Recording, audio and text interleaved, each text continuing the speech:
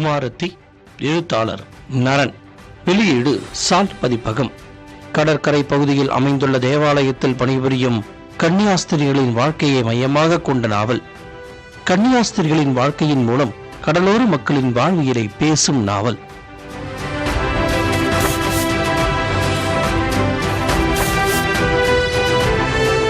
பொய்யுரு. எழுத்தாளர் William S ஃபரோஸ். தமிழில் பா. வெங்கடேசன். வெளியீடு காலச்சுவடு பதிப்பகம். பரிசோதனை ரீதியிலான படைப்புகளுக்கு சொந்தக்காரரான வில்லியம் எஸ் ஃபரோஸின் குறுநாவல் இது. ஒரு தீவில் வந்தேரிகளால் நிகழும் சுற்றுச்சூழல் பேரழிவு, கொள்ளை நோய்களின் தோற்றம், அவற்றுக்கான மருத்துவம், அதன் பின்னுள்ள அரசியல் போன்றவற்றை பேசும் குறுநாவல் இது.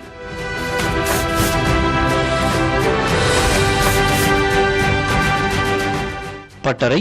எழுத்தாளர் பரத்ராஜ் ரவிதாஸ். வெளியீடு பரிசல் பதிப்பகம். சிறு தொழிற்கூடம் ஒன்றை மையமாக கொண்டு இயங்கும் நாவல் இது. தமிழ் நாவல்களில் இது போன்ற களம் மிகவும் புதிது.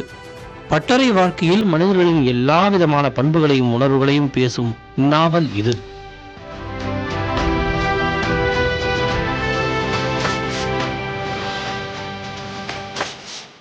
கேரளத்தின் மறைக்கப்பட்ட வரலாறு. எழுத்தாளர் வினில் போல்.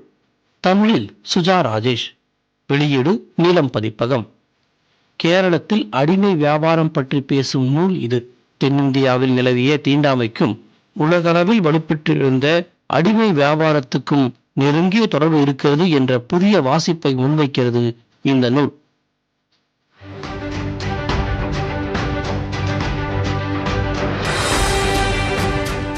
சிறார் நூல்கள். வெளியீடு புக் ஃபார் சில்ட்ரன் பதிப்பகம். கோமா கோ இளங்கோவின் மெகாவாத் மர்மம் இளையோர் நாவல். ஈபா சிந்தனின் அப்பா ஒரு கதை சொல்கிறீர்களா புத்தகம். உஷா ராஜேந்திரன் தொகுத்த குழந்தைகளின் ரகசியம். மலையாளத்தில் அஷீதா எழுதி தமிழில் உதயசங்கர் மொழிபெயர்த்த காக்கா கொண்டு போச்சு ஆகிய 4 சிறார் நூல்கள் சிறாரின் அழகிய உலகத்துக்கானவை.